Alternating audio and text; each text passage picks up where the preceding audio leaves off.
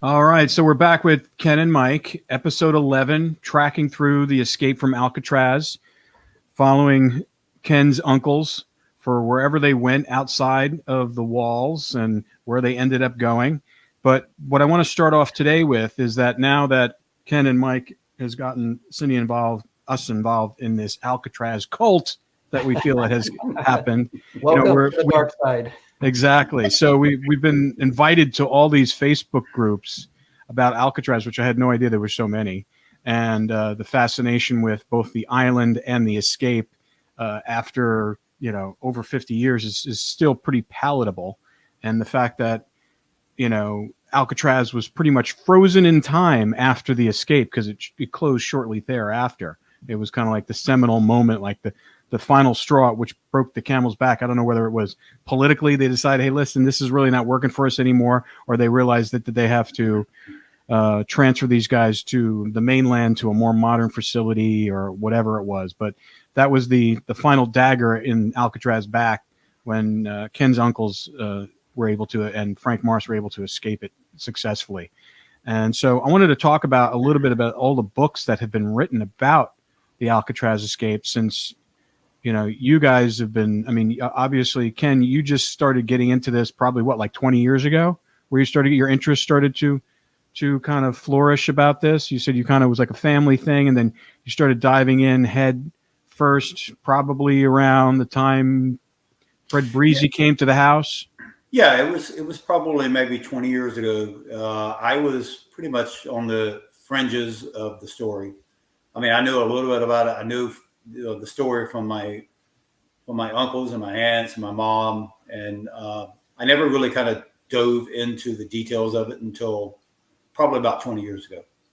Yeah. So what did you, before you guys, obviously you guys did an enormous amount of research for this book when you were planning it out, is like, how much did you dive into all those other books that have been written about the escape, and what did you glean from it? What did they get wrong? Well, how did you have to update it? And, were those good research tools for you guys to start with? Well, for me, all of the Alcatraz books that are out there right now, I think what sets ours apart from theirs is that most of the other Alcatraz books are centered around the historical piece of Alcatraz. I mean, they go into the foundation when it was opened, from the military standpoint to where it became a federal prison, all the different individuals that came into the prison. They'll eventually end it with the escape, and they cover pretty much the, what everybody had always heard about the escape. To me, I think probably the biggest misconception that is in every single one of the books up until we wrote our book was that, Frank Morris was the brains behind this outfit. I don't know if some of it came from the movie itself, because that's the way the movie portrays it, or if it was just already in other books and it just made its way into the movies and then eventually into all the other books. Our book, though, really stands out because it goes back to not only just covering John and Clarence's history and how they get to Alcatraz, but it goes into a more detailed version of the escape from someone who was actually involved in the escape. Up until that point, all you had was, well, actually, even before the FBI reports come out, no one had any clue the detail that Allen West would give, other than if he gave another testimony outside of the FBI reports. So there's a lot of things that the books out there I would give credit to as far as the historical piece of it. But as far as the involvement of the people and the detail piece of the escape, I think they totally have missed it. And ours brings up that new piece that the other books don't have. Yeah. Ken, Mike, what about you? Obviously you live in the area, so obviously this subject matter has fascinated you for years, probably just starting with the island, and then probably more when you got into the escape, and then obviously you went into Turbo Drive when you connected with Ken. And so tell us, like, what you think of, and what did you learn from a lot of these other resources and books? Well, as far as the other books go, I was actually very deliberate. I deliberately did not read the other books because I didn't want to borrow from other people's ideas and thoughts because I didn't know if they were going to lead me down a wrong path. You know, for our book, we really tried to focus on primary sources whenever possible. Not to say that the other books didn't use primary sources, but we used the FBI report. We used Robert Checkey's testimony, from the newspapers, what he said to the reporters. We used, and invaluable was Whitey Bulger's letters that Ken said, he's an eyewitness. He's friends with these people, and he's writing to Ken, this is what we said, this is what we did, this is how the plan went. So we were focusing on eyewitness testimony, and there were other inmates who in the book who were quoted as sharing their levels of participation in the escape or knowledge of it. So I wanted to use the primary sources to drive the story. And then, of course, Ken's family's recollections, the photographs, the stories, which are obviously heavily included in the book. So for me, that is where the narrative came from, was the primary sources, not what somebody else wrote, and I'm getting their interpretation of where their sources are coming from. So I didn't want to be dragged in a wrong direction that might be hard to reconcile with, like, well, in our version we have this, and so-and-so's book has that. Where do you go with that? So I just thought I'll let the primary sources speak for themselves, and then we just tell the story the way the sources lead us to. Good. I mean, that's a good way to look at it. Yeah. Mm-hmm. Yeah, we do that too. It's a tough thing to do when you're creating something, especially something that's been covered before. We've done documentaries on things that documentaries have been done on, and it's always a double-edged sword. I mean, do I watch it and try to figure out what they did, or do I want to have a fresh perspective, do the research, do the interviews, cover it the way we think it needs to be covered, and come up with something different? And you're right. If we read, like, say, several books, now we do quote from books. We found passages that gave us some good primary information. Like, one of them was about Frank Morris talking about his mother.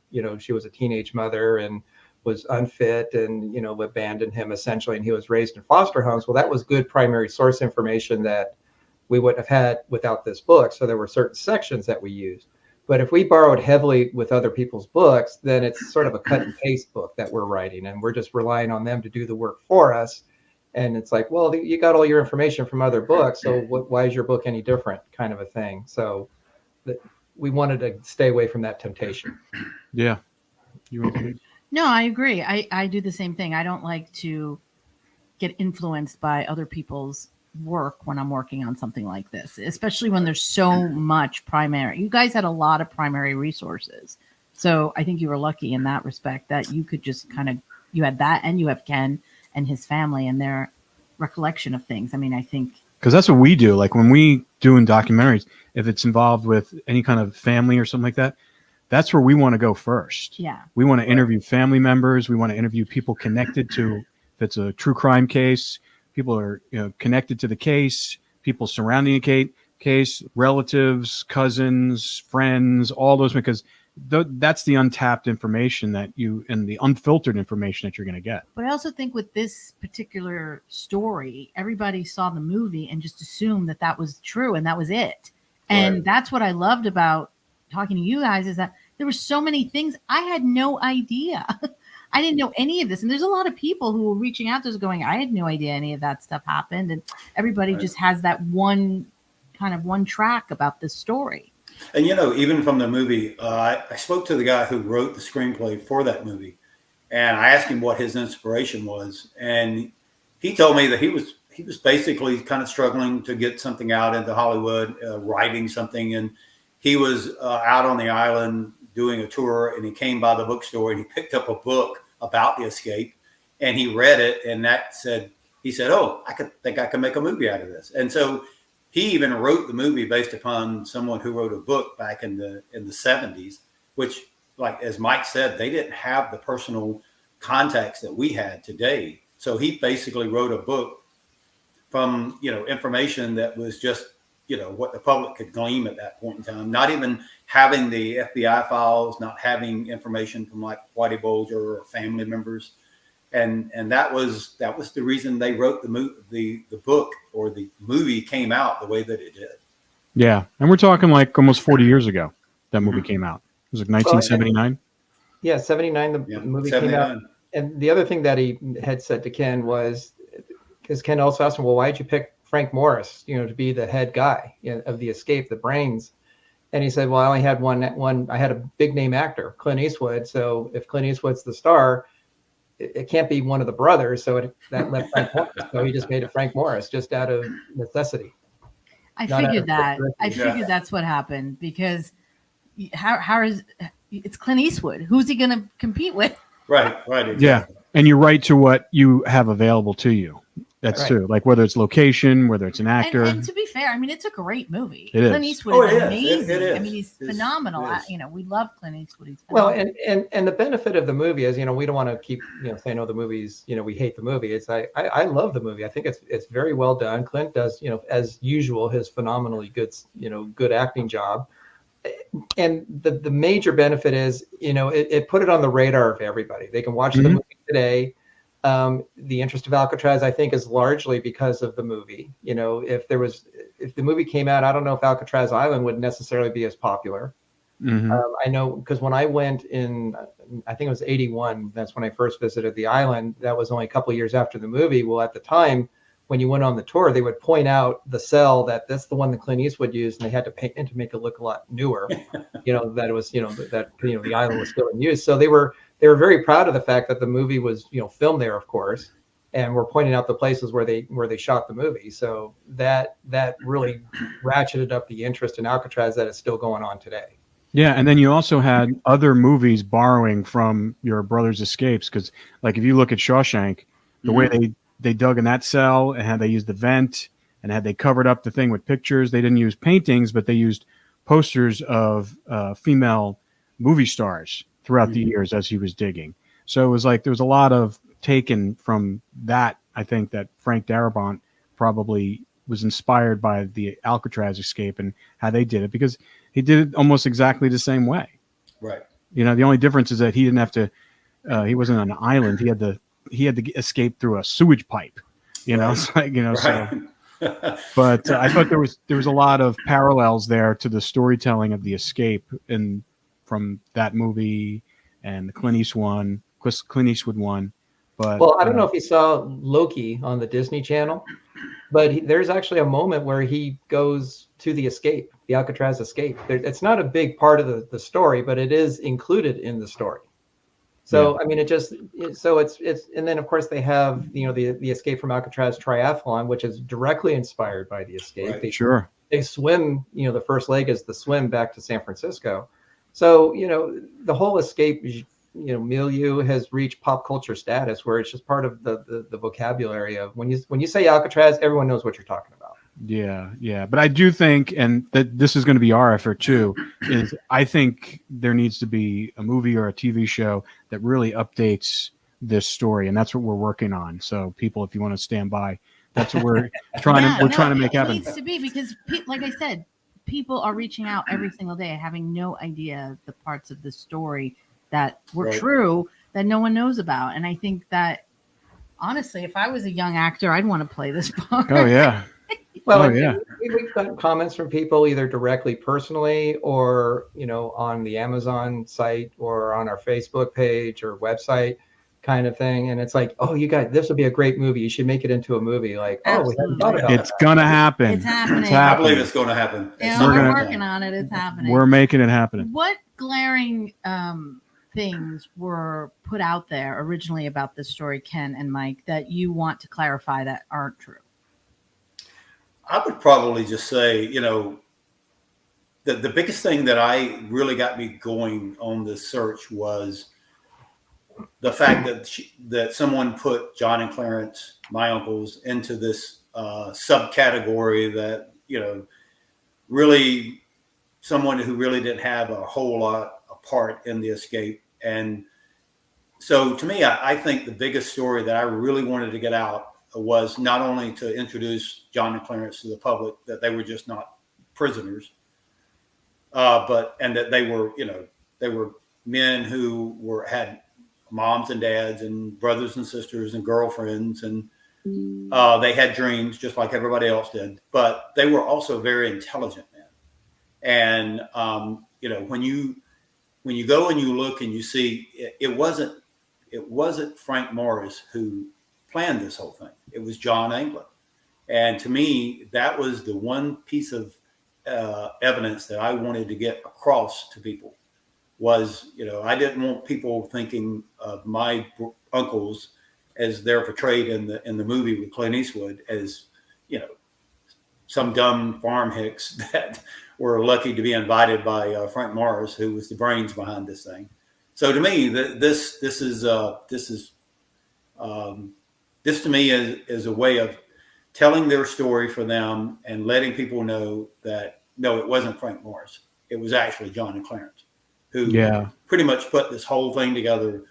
Who Frank Morris was a part of it. He was definitely a key player, but he was not the brains behind this. Yeah, I mean, you can, when you read the book and you see from the beginning, and you kind of chart their childhood and what they were doing and how they did it and how they were so resourceful and how they were, mischievous kids, but they just wanted what a lot of the other kids had. They just felt deprived. And you see what they were able to make of themselves in such a short period of time. Unfortunately, they did have to steal in order to get some of that stuff that they wanted. And it just kind of escalated. But still, to do that and be able to get away with those things, and they, short of the, the way they got caught for the bank robbery, I mean, they had someone on the inside who knew about it, that blew the whistle on them, that had a grudge against them, personal grudge, because of, we talked a little bit about that. But short of that, they wouldn't have gotten caught. And I think, and I think after that bank robbery, who knows? I mean, they had what, it was like, how much? It was like 19,000, you said?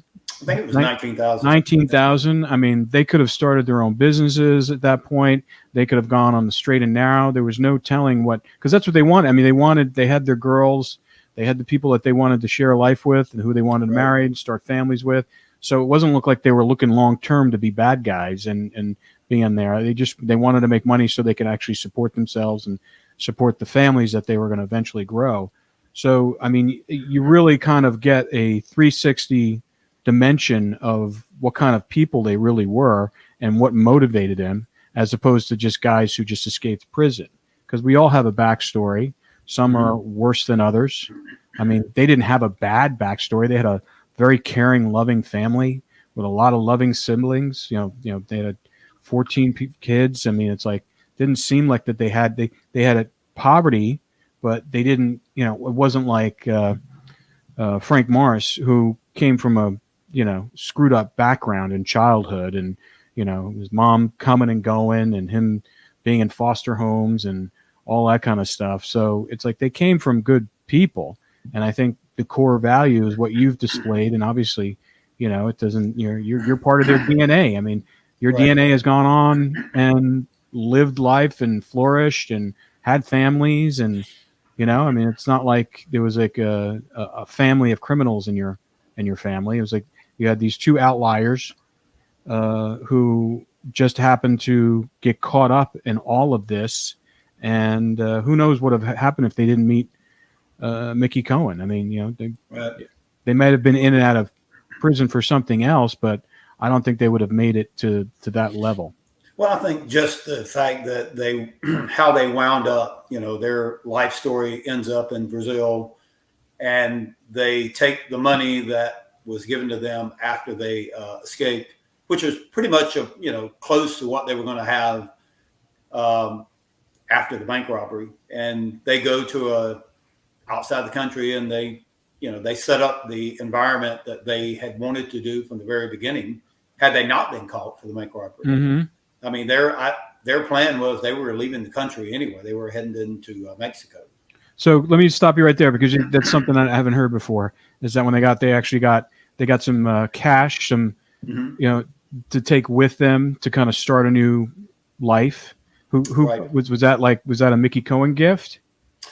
Well, yes. So, after the escape, the money that they had when they got on the plane, according to what Breezy said that John told him when they got to the shore and they got off the boat, waiting for them was a new change of clothes.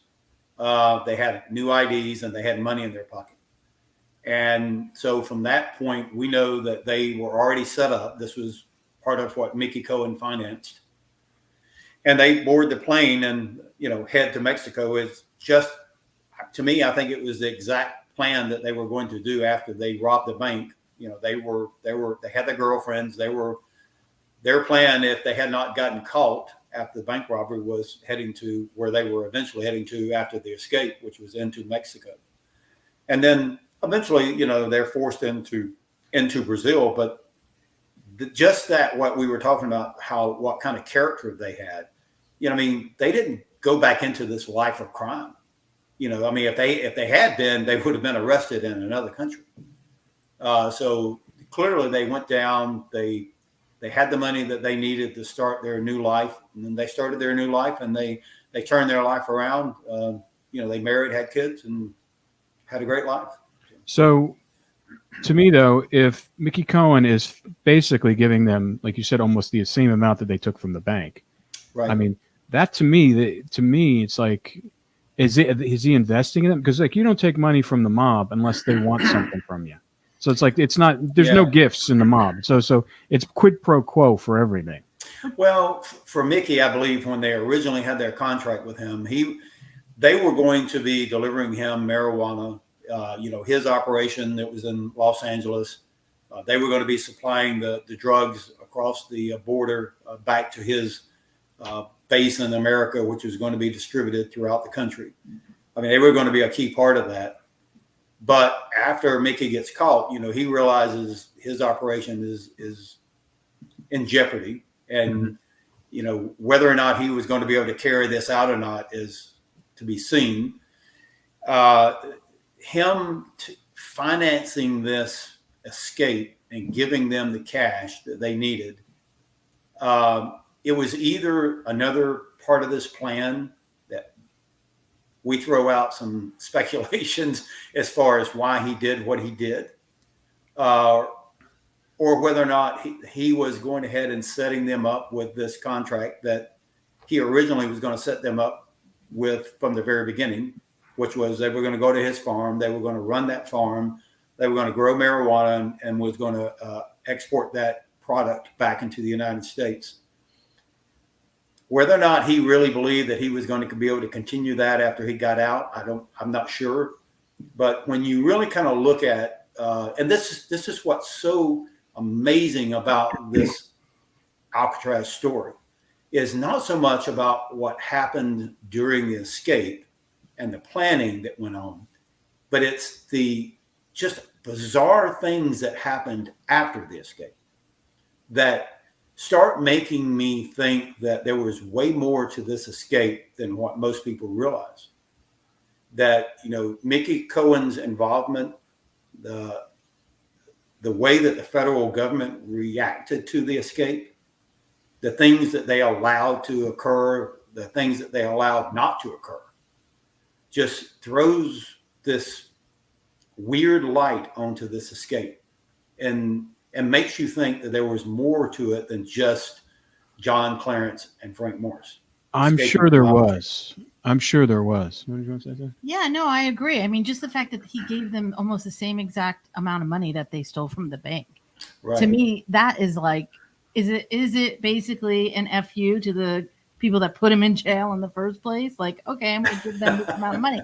I just think there's a lot of politics going on here behind the scenes that we're not privy to, that we don't know. Yeah, just the whole story about Mickey Cohen, when we first learned about Mickey and his involvement, how my Uncle Man even knew Mickey Cohen just blew my mind. But then as you started digging into the brothers going out to California to meet him, the amount of money that they came back with, they basically go out to California with nothing. And they come back home with all this cash, brand new cars, brand new clothes. Their lifestyle totally goes a 180. And, it's just, I mean, you start looking at all these kind of like factors, these mysterious things that happen. And then you get into Mickey Cohen, and he gets, thrown into Alcatraz, and the Chief Justice of the Supreme Court, of all people, is the ones who signed his bond to get out of Alcatraz. I mean, just that alone ought to throw this light of suspicion on what the heck is going on here. I mean, why would a Supreme Court justice even do something like that? I don't know. It's very confusing. But I think we could kind of transition and segue into, they're off the island. They're heading to Mexico City, getting ready to gas up. I think that's where we left off last week. And what's happening back at Alcatraz? So let's talk a little bit about the blowback and the aftermath and the craziness that's going on and the mad scramble for finding answers, because it looked like they were just when did they discover that they were gone, first of all? Yeah, so it would have been 7:00 in the morning, when they were getting ready to do the head counts. But what is so nice about our book is we have an eyewitness person that is there during this time frame. And, he basically describes 2 points of chaos that was occurring, because as soon as the guards discover what has happened, they go 7:00, everybody's supposed to stand up in front of their cells. They're going to be counted. And, the guard is walking by, and of course you have 3 prisoners that are not standing up, and, he's reaching in to, hey, get up, tap him on the head. And that's when he realizes that they're fake heads and these men are escaped. Well, all chaos starts erupting at that point in time. I mean, you got the guards screaming because, one, they don't know what's going on. Now you got all of the prisoners, according to Whitey Bulger, that are just up on, standing up, screaming, hollering. So you got all this chaos that is going on. And the guards are trying to figure out what the heck has happened, because they didn't know what had just happened. And you got all the prisoners, they're trying to quiet them down. Someone undoubtedly, has already flipped the switch for sounding the alarm. I can just imagine what the people at the wharf in San Francisco was thinking. Because I'm sure as the prisoners used to be able to hear, music going on the island, on the mainland, that people on the mainland probably heard every bit of this going on. They probably heard the sirens go off. They probably heard the commotion that was going on. And then all you see, can you imagine all the boats that are streaming to the island? And then you got helicopters, and you've got everybody, everybody's probably going, what in the world is going on in Alcatraz? I mean, it was probably total chaos. And that's exactly how Whitey described it. I mean, he said it was total chaos. Prisoners were screaming, their guards were screaming, the main warden is not even there. He's off on a fishing trip. So they're probably on the phone to him, trying to wake him up. You need to get back to the island. They're in touch with the FBI, I'm assuming, because the FBI has a field office there in San Francisco. I could just imagine what it was, total chaos. And here John Clarence and Frank Morris are landing in, Mexico, probably sipping a cup of coffee. And probably just thinking about the chaos and what was going on at that time. But yeah, I'm sure it was pretty. What it was like. I'm sure it was pretty jubilant with all the other inmates. They're probably like, they made it, they got out, or at least they got out of the prison. Whether or not they survived, I don't know if they knew about that. So, but at least they caused enough chaos for the prison to really allow them to celebrate that they're not there. I can imagine the whole island went in lockdown mode. I mean, you got to remember that all these guards and their families and their kids are still there. So everybody went into a lockdown mode. And so, because one, you don't know if they're still on the island. All they know is they're not in their cells. They have no clue what happened to them. All they know is they're not in their cells. And so, I'm sure there was a scramble search trying to search the island just to make sure they were not still there. And I remember Whitey said that they locked every single person down in their cells. No one was allowed to leave. I'm not sure. I don't remember. Mike, did you remember if he said that they brought breakfast to them, They were allowed to go to breakfast, but they were not allowed to do anything else. Yeah. So what happened was, I just want to go back a little bit. When the guards, everyone comes out for head count, because you had to stand in front of your cell when they opened the doors, and then they would do the quick head count, and then they would by cell block and by tier, they bring them to the dining hall for breakfast, in groups. And then of course you have 3 cells where the inmates are not coming out. And so the first cell that they go to is John's, and the guard tries to roust him awake thinking he's still asleep. Well, his head falls off, rolls onto the floor, and he thinks, and he jumps back and screams because he thought somebody cut off John's head, that there was some kind of a inmate vendetta. And then they go to Morris's next, and it's the same thing. And that's when they realize, they're dummy heads, that they're out of the cells that they had escaped. And then, so, there's a lot of chaos. Like Ken said, there's guards going back and forth. They don't know what's going on, that they got out. Well, they decide to let them go to the dining hall to have breakfast, a very quick breakfast, I'm sure, eat in 10 minutes. And then they put them back to their cells, and they were locked down for the rest of the day. And then, of course, the FBI is immediately notified. And then also Owen Blackwell, who was, I think he was in Napa on vacation with his wife and his daughter, he's called, and he immediately returns. The FBI takes over the investigation of where are they, and they immediately start sending out the guards. The Coast Guard is brought in. The helicopters are brought in, and they basically Clifford Fish, who was one of the guards, said that morning, because he was off the island at the time, by the time he got to the island, he was told very quickly what had happened. And he was partnered with another guard, and they said they just put him on a boat, and they said, just go search, just go look for him, go look for bodies, go look for a raft. They were told about the raft at the time, so the guards knew that there was a raft. That's how they got off the island, most likely because of a very quick interrogation of Alan West, because he admitted very quickly that he was a part of the escape, but he didn't make it out, of course. So he gives some preliminary information to the guards, and then later the FBI. But it's a scramble. They don't know where to look. They don't know where to go. So they lock up the inmates. They start searching the island frantically. They're looking in the caves. They're looking all around the island, anywhere you can possibly hide.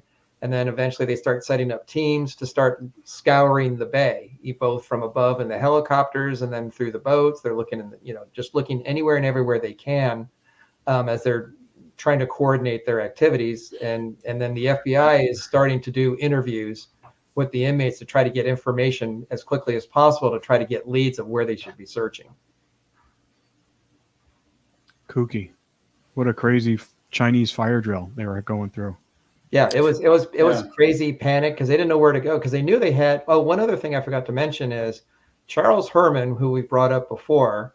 Whitey Bulger referred to him as Herman the German. That was sort of their nickname for him, and it wasn't a compliment. That they didn't think very highly of him. Well, he was the guard that night on duty. He got off duty at 12 o'clock, and he was supposed to do a head count before he got off duty. And he had signed off, because when you did different things, you had to sign off on these things to show that you're on top of your duties. Well, he signed off that night saying that he did do a head count. Well, it was later discovered that he had not done it because he was behind in his rounds, the different tasks that were required of the guards during the shift. He was behind. And so he didn't actually not look for them. He didn't actually do head counts before he signed off that night. He just said that he did. And he was later reprimanded and given 30 days no pay. That was his punishment. And he was the only guard that was punished for the escape. No other guard had any kind of negative reprimand or anything in their record that said that they had done anything wrong. Only Charles Herman was, and that was because he didn't do the head count. Now, had he done the head count that night, although I don't think he probably would have discovered the dummy heads, because they had left approximately 9:45. That's when they started working their way to the top of the cell block. So, 2 hours or so later, when Officer Herman was doing the head counts, I think he would have just sort of walked by and saw, hey, there's somebody in there, I'm going to keep walking. But they still kind of blamed him for not doing his job, because had he discovered that night at around midnight they were missing, there was a possibility they could have caught him. Yeah, but I mean, they had already used the heads multiple nights before. Yes. So, the possibility that he was going to walk by and go, "Oh, there's a head in the bed," and that's not a human being. Probably, probably not. He would have walked by and just would not have seen it. What he might have seen, though, would have been Allen West, because Allen never got out of his cell until a little later. He was in the process of digging out of his cell by himself, which to me that is a strange incident in itself. I mean, we talked about how this was a two-person team. It's one of the reasons why Allen West invited Frank Morris into the plan. He needed someone to watch for him while he dug, and he in turn would watch for them while they dug. Well, Frank Morris and the Anglin brothers have already left, and he's still continuing to dig, even though he has no one to let him know, hey, there's a guard coming. So, it's very possible if Herman had walked by, he would have seen Allen West, and that would have triggered something right there. But with him not doing that, that pretty much sealed the deal. So, and I'm sure Allen would have flipped in a heartbeat if they caught him. Based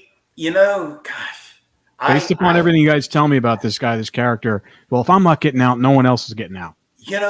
I asked that question to, I think I mentioned this one time before in one of our podcasts. I asked that question to Whitey Bulger because I said, here everybody in Alcatraz that knew about the escape, that was pulling for these men, including yourself.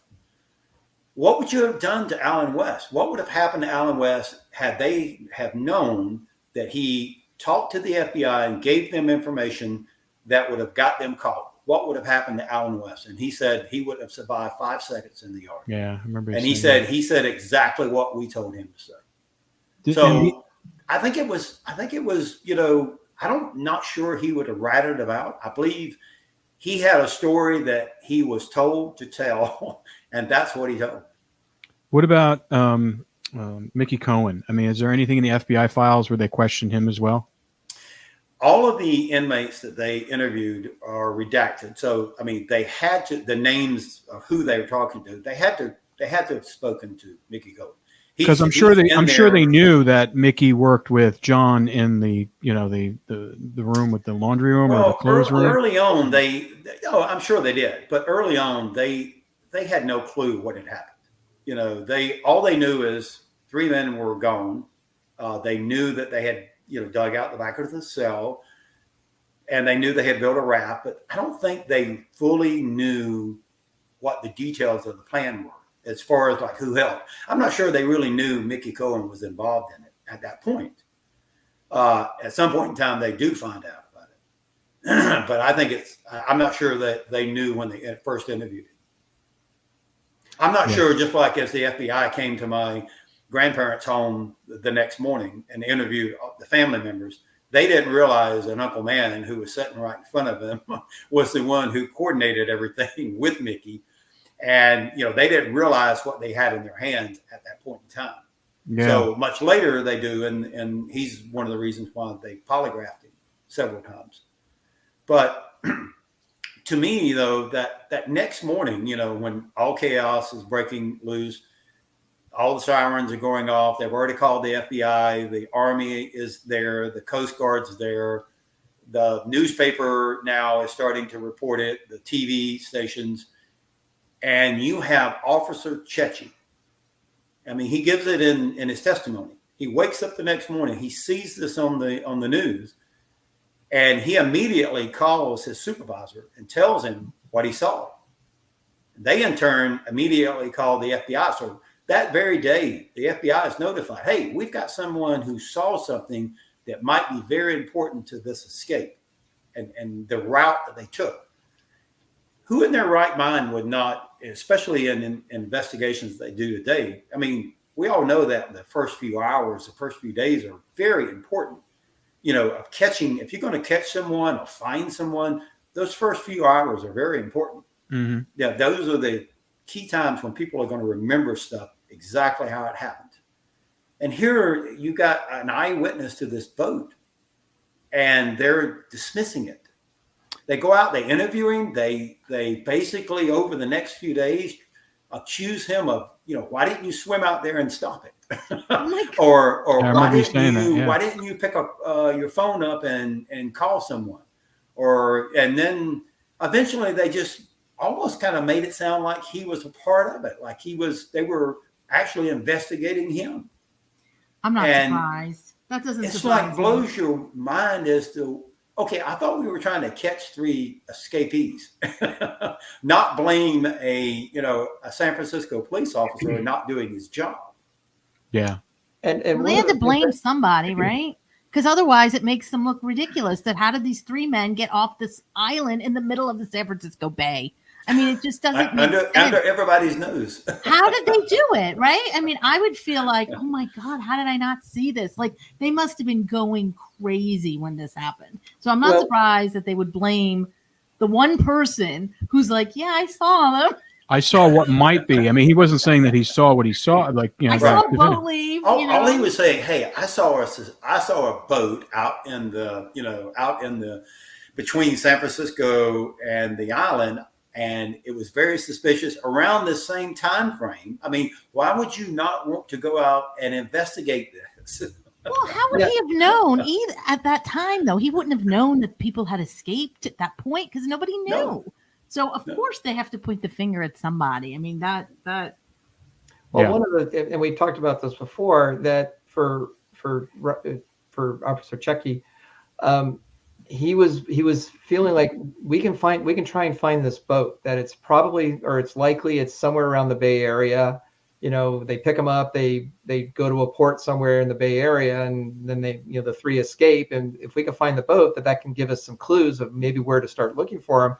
Right. And he's trying to tell the FBI, we got to find the boat. We got to start looking for. And so they interview him for several days. And then in the end, one of the officers, FBI agents, turns to the other and says, we need to bury this thing inexplicably. Well, finally, he's so frustrated that he goes to the newspaper. It was the Oakland Tribune, I believe. And he does an interview about 7 days after the escape, telling them his story, saying, it's a white boat. It was in the middle of the bay. I think it had something to do with the escape. And it was only at that point that the FBI finally reluctantly starts doing a search of the boats in the different marinas around the bay, out of more shame than out of, urgency. And it's the very first time that James Bennett, who is director of the federal prisons, who I believe, is trying to insert himself into this investigation. The FBI, there's documents that I found where the FBI wrote notes about James Bennett and said, why is he sharing this information? How did he know this information? He's jeopardizing the case. They didn't want him talking to the public. They didn't want him sharing stuff, but he interjects himself into this interview that this newspaper person does with Officer Chechi. They undoubtedly go and they talk to whoever wrote the article, talks to some of the special agents that were investigating, and also James Bennett. Well, this is the first time he ever makes the comment about a boat. He makes the comment of, well, the Anglin family were very poor farmers. They had no means in any way to hire and put a boat in the water for several weeks, anticipating when the escape was going to occur. So he pretty much dismissed the boat right off the bat. Now, whoever wrote this article also interviewed 2 special agents, and you can see almost there is a disconnect between the agents and the people that ran the FBI and the officials, because these 2 agents are quoted as saying that the boat held a lot of credibility and it backed up their theory that someone had supplied a boat for them. So early on, the people that were in the field doing this work, they suspected this. But yet the people that's, running the FBI and the upper management, they wanted to bury the story. They didn't want it to even come out. Yeah. So you go, why is this happening? Hubris. It's the hubris. It's like they wanted to bury it. They want to say they never made it out of the bay. Because if there was a boat involved, then that'll conflict with the narrative of them drowning in the bay. And then you have Cliff Fish. Okay, so he's an Alcatraz guard. he, as Mike said, and this backs up something that Whitey Bulger said. He said that we were locked in our cells for several days. We were not allowed to leave. Cliff Fish gives the account. We have it on tape. How that, because, and we talked about how many guards to prisoners there were. So there were a good number, and they get out that same day of the escape, and they're standing around with nothing to do. In fact, Cliff Fish says we were cleaning toilets, and he'll eventually, him and, he goes to his supervisor and say, hey, we want to help. I want to do something. And so they tell him, go take one of the prison boats and, go ride around, see what you can see. So he grabs another guard, which is he calls him Olaf. Olaf. I'm not sure if he was a guard or what he did on the island. Maybe he drove one of the boats, but he tells the story. They go out and they go, well, everybody's looking over here. Why don't we go over here and look? So they're trying to look in a place that hasn't been searched yet. And Olaf, I guess, familiar with the bay and the currents and stuff, said, well, if it was me, I would have gone this direction. And so they go over to what he calls the Raccoon Straits, which is over near Angel Island. And they're riding around, and all of a sudden he said, gosh, what is that over there on the bank? And so they pull up, and it's the raft. Well, actually, they call it a boat, and it's just there where it freaks them out because they're not like, Cliff is going, oh my gosh, what are we going to do? These men might be here on the island. So he was like, well, and he talks about how scared he was, but he grabs his gun and he gets out of the boat and he walks over to the raft and he walks around it. And then he goes into the woods to see if he could, if they're still there. And in a few minutes he comes back and he says, well, there's no one here. Didn't find anybody.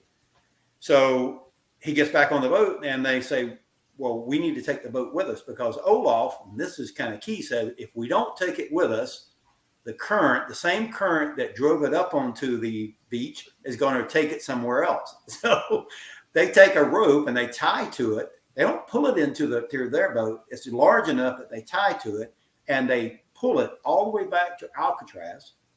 He said when they got to the docks, there was a telephone pole that was in the water that I guess boats could tie up to. He said they tied the boat to the telephone pole. They went inside. They told their superiors what they had found. They sent them off to work, never asked them any other questions. No one came and talked to them. He said when we left that evening, the boat was still tied up at the docks around the telephone pole. Was it still inflated? It was still inflated. They go home, and when he said the next morning when they came back, the boat was gone. The FBI never interviewed them, never asked anything. No one ever asked them a word about what happened to that boat, nor how they found it, anything else about the boat. That's weird. But that photograph that we have that you sent us with the boat there, where is that? Is that on Angel Island, or is that when they just brought it back up onto shore? Because there's several cops around there. That photo is actually like a recreation that someone had done. But what is really striking is that in 2012, the U.S. Marshal that I was working with then, Michael Dykes, he found this memo where it was recorded by the FBI that they had found the boat, that found the raft. And he sent me a copy. Well, shortly after he sent me a copy, and I have it today, he was told to pull it down, that was not supposed to have been released. In fact, no one, from what I understand, actually has another copy of it except me, because I happen to keep it. I kept everything. But inside of it, in the memo, it says raft found on Angel Island and footprints found leading away from the raft into the woods. Well, isn't that the same thing that Cliff Fish? I just said that Cliff Fish did. Yes. Yep. They undoubtedly took that boat back to wherever it was originally found and left it there so the FBI could get it. And those footprints are Cliff Fish's footprints. Now, there's another couple of things to bring to the boat issue. There's an APB report that we have in our book, where it says very emphatically that the raft was found on Angel Island. And also Whitey Bulger in his letters sent to Ken said that the next morning on the 12th, that it was common knowledge among the inmates that they had found a boat on the island. So undoubtedly when Cliff Fish and Olaf, whoever he was, came back with the raft and tied it off, the guards were talking amongst themselves, most likely about what they had found, probably comparing notes, trying to figure out what's still going on. And the inmates probably overheard them talking, and it just spread very quickly that the raft had been found and it was intact. It wasn't deflated. It wasn't, it didn't break apart in the middle of the bay. It wasn't in pieces. It was still seaworthy. And then also interesting, in the FBI report, it goes out of its way to say that they had sent the National Guard to Angel Island as one of the possible destinations, because when they had done the interview with Alan West, he said that when they broke out, they were going to go to Angel Island. That's where they were headed. So, and it's just a mile and a half away. And so you don't even need Alan West's testimony or his confession to search there, because it's so close. That's a likely place anybody would go if you tried to escape Alcatraz. And it says that the National Guard went on the beach, went on the island, looked everywhere, didn't find any evidence whatsoever that they made it there. There was nothing there that they found, no footprints, no raft, no clothes or anything that they had been there. And so they left and started searching elsewhere. So the FBI report says very clearly they did not make it to Angel Island. No evidence they ever reached it. But we have 3 other sources on our side that says that they did find the raft. Yeah.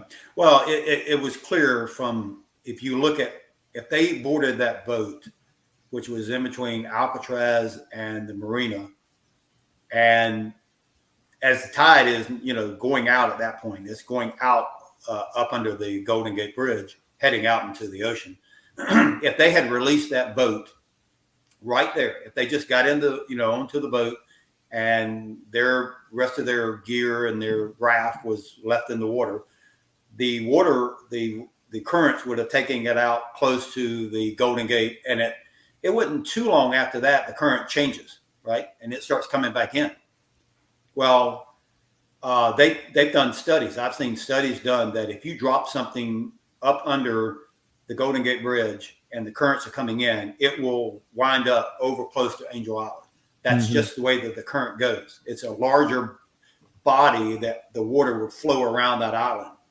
And Olaf, that was what was to me so key in that testimony of Cliff Fish, is because Olaf realized that the boat wasn't there because that's where they came ashore at. The boat was there because the currents had pushed it up there. After they dumped it. Because that's the reason why he tells Cliff Fish. He says, we need to take this boat with us, because if we don't, the same currents, this is his words, the same currents that put it there will move it somewhere else. Mm-hmm. So he realized that, one, that's not where they came ashore at. That was just where the boat ended up at after the currents got through with it. Right, because if they came ashore, there would have been footprints, there would have been evidence, there would have been something there. There would have been something there. They just disappeared off of the raft. If there was a shark, the shark would have destroyed the raft. Well, so one thing that Cliff Fish also said, that when they first got to the beach, because they sort of, the boat that they were on, the transport, they just sort of kind of beached it a little bit. And so it's at the edge of the water, and they're discussing, okay, what do we do now? Now we found the raft, so they must be here somewhere, or likely here, I should say. And so Cliff decides, Olaf's going to stay with the boat. Cliff is going to go on the island. He produces his revolver, like Ken said, and he examines the raft, and that's when he describes the blood that's at the bottom of the raft. There was a lot of blood, because there was water and blood mixed together. Mm-hmm. So he said it was like somebody had killed a pig. It was that much blood in the raft. So something had happened.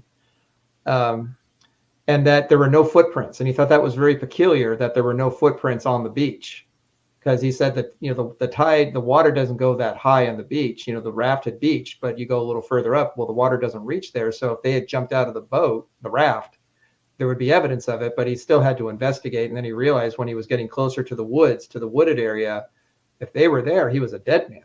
They would have jumped him and killed him. And he thought, this is kind of dumb of me being by myself in a secluded area with 3 presumably dangerous escaped inmates who want to survive. Yep. And he looked a little bit, and then he got back to the boat, and then that's when they decided to tow it back to Alcatraz. Just sounds like the FBI was just, I mean, everybody in the government, when stuff like that happens, they got to control the narrative because they're going to have to answer to the public.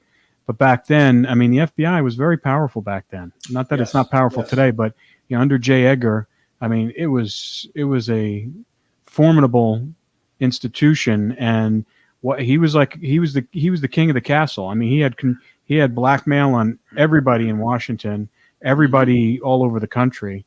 So a lot of people were afraid of him. So probably what he says went, and he says, well, we have to kind of, I would imagine his office is like, we got to make this go away, and as fast as way possible, because it was a huge embarrassment to both the government, the FBI, and the fact that they discontinued that officer's statement. Why would you do that? I mean, other than if you're trying to, but to those other FBI's credit, they said that it was a valuable lead too, but that wasn't public. This is all stuff that you had to dig. And, we deal with this on a daily basis too, investigating, murders and crimes and dealing with law enforcement. I mean, there's a lot of great law enforcement out there, but at the same point, they don't want to look foolish. And their first instinct is to hold on to information right away and not share it because they want to preserve the integrity of the case. But in this case, you have 2 or 3, felons on the loose that just escaped pretty much a maximum security prison on an island. I would think you would want to get that message out to the public as quickly as possible, unless they were so certain that they didn't make it and that they died in the water. And the only way they didn't think, and then this boat theory that comes out the next day from that officer, that San Francisco PD guy, kind of throws a monkey wrench into that and can cause a lot of problems. Right. Well, and that's exactly what happened, because 2 days after the escape, they find the pouch floating in the water. It's found by one of the Army boats. So they're dredging the water with, according to this, like a net. They're pulling, debris. It's a debris net. It's they said about 3 feet down in the water. But when they find this pouch and they cut it open and they realize, hey, these are letters. There's photos. Like I said, I'm in one of the photos. But there are pieces of pieces of paper that are people's addresses and phone numbers that might look like it's contact information.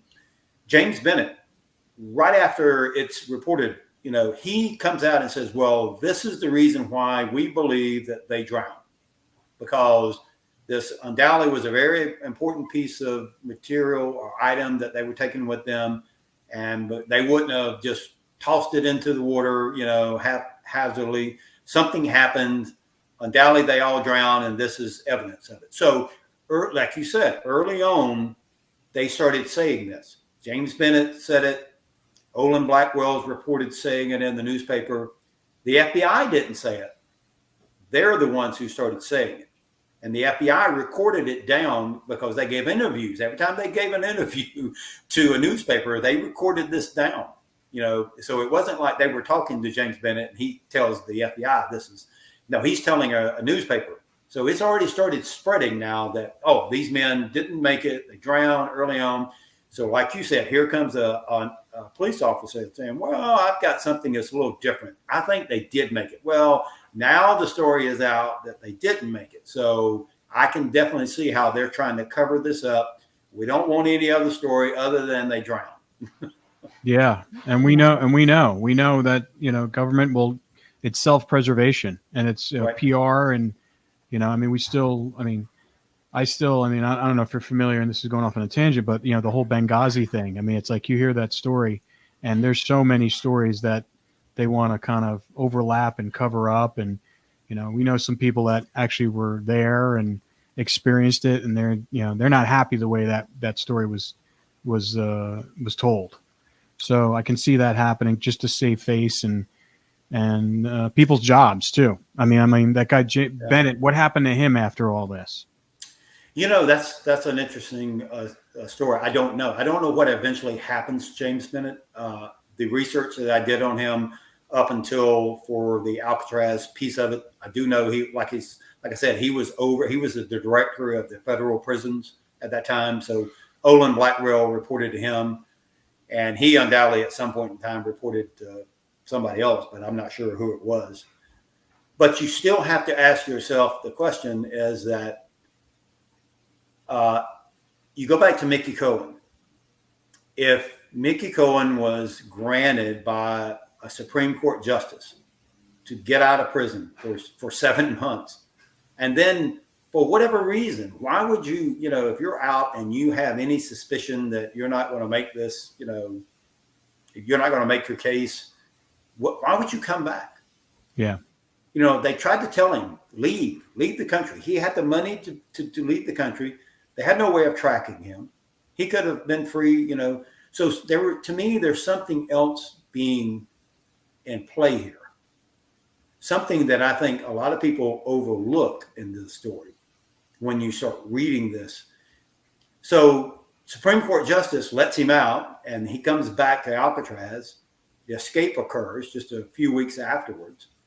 And now all these high officials, the head of the FBI and people like that, they're trying to downplay the escape. They're looking at all the different places that the lower, people in the FBI, the field agents, the public is trying to tell them, well, this is what we found, and they're ruling it out. They're saying, no, that's not what happened. We're going to go with this story. Why? Why are they trying to do this in such a way that they want you to believe they either drowned or they went north? Because if you look at most of the interviews that they do with the public, that I say eyewitness accounts, it's all in the northern part of the U.S., none in the southern part. Mm-hmm. So somehow they're directing people's attention to this is the story we're going with. Is there a bigger picture here? Another story, an underlying story that we are not seeing? Well, here's the thing, and I think there is, because otherwise there wouldn't be redacted. You're exactly right. So that's why they don't want that stuff out. I mean, today it's like, the Kennedy assassination. I mean, RFK Jr. has said multiple times that his uncle and possibly even his father were, it was the first thing that Bobby Kennedy said to the head of the CIA when he met up with him after his brother was killed. And he goes, were you guys involved? Was this you guys? It was like the first thing. So it's like, that doesn't come out of nowhere. So it doesn't, and just a lot of these other, I mean, you can go conspiracy theory, tinfoil hat all day long, but the purpose to redact information is to protect either the sources or protect things, narratives that go against what they want to happen. Well, you go back to the JFK. Okay. They were supposed to have released every bit of the JFK files, and they're refusing to do it. What's in there that they don't want people to see? Exactly. Why would you, how strange is it that this Chief Justice of the Supreme Court, who releases Mickey Cohen, who is put in the prison by the Kennedy brothers, who is also the one who heads up the assassination of the Kennedys when they're killed, when JFK is killed, he's the one who's assigned to head this investigation up. The person who kills, Oswald is Jack Ruby, who is friends with Mickey Cohen. You got Candy Barr, who sees Jack Ruby and Oswald come by her house right after they leave, coming out of Mexico. She recants her story. Oh, and because you recanted your story, the next thing that happens, you get pardoned by the governor of the state of Texas. It's like, and what was his name? Wasn't he in the front passenger seat? Yes, John Connolly. He was in the front seat with JFK. He also gets struck by this magic bullet that everybody talks about. Yeah, but so because. I mean, this is something Mickey Cohen had tried to do from the very beginning, before all of this ever started. Candy Bar gets in trouble, drug related, in Texas, he runs her out of the country into Mexico so she could, skip the charges because she was about to go to prison. Mm-hmm. Well, now she comes back, and lo and behold, he gets this in the end. I mean, he gets what he was trying to do in the very beginning, is to have her pardoned, and all this occurs, and I don't know. It's like you said. I don't have a tinfoil on my head. Hey, listen, it's the beginning of the deep. It's the beginning of the deep state. Deep dive. I'm just saying, there's so strange. There's so much strange things around the after part of this escape. Yeah. I just want to jump in real quick because I know our time is pretty much over. I just want to tell two really fast stories about, again, what happened right after the escape. Whitey Bulger tells Ken that Charles German, Herman the German, took the escape really hard. He was really blaming himself, and of course the warden was blaming him. And Whitey Bulger said that they were just ribbing him to death. They were really making fun of him and telling him, you're not going to be an officer. Your career is over as a guard. You just might as well quit now. And they were just on and on and on after him, and because he was really taking it hard. It was under his watch that this happened. And the second thing is, there was a guy who wrote a folk song called "A Mile and a Quarter" some weeks or months after the escape, and it's a song about the escape because it's a mile and a quarter to freedom. And the inmates had radios in their cells that they can listen to music. And whenever that song would go on, they'd turn up the music so all the guards could hear it. And the guards would get really mad and yell at them and tell them to shut it up and turn that off. We don't want to hear it. Because again, the inmates were going after the guards about the escape. So it's like, for once in their lives, the inmates had an advantage over the guards. They had the power when it came to the escape because, it's like Ken had said before, they all escaped that night. Yeah. And they just, whenever they could, they just let the guards know about the escape, and there's nothing the guards can do about it. It was like, it's like in your face. Yeah. Right. And they just get mad and tell them to shut up, and they just want to hear it. It just really got to them that this had actually happened. And it was. Do you guys have a copy of that song? You can go. It's on YouTube. You can listen to it on YouTube. It's called "A Mile and a Quarter." Mile and a Quarter. We'll have to look for that, and we'll put And it I'm going to send you, which I've never shared. Just Mike and myself have ever seen this memo that I got from Marshall Dykes, which talks about the raft. I'll send you a copy of it. Oh, that would be great. You. And you can put it on the podcast. Okay, great. I've had people ask me about it, and I've never shared it before. Fantastic. Okay, great. All right. Well, till next week, and then we're going to stop recording, but stay on for a sec.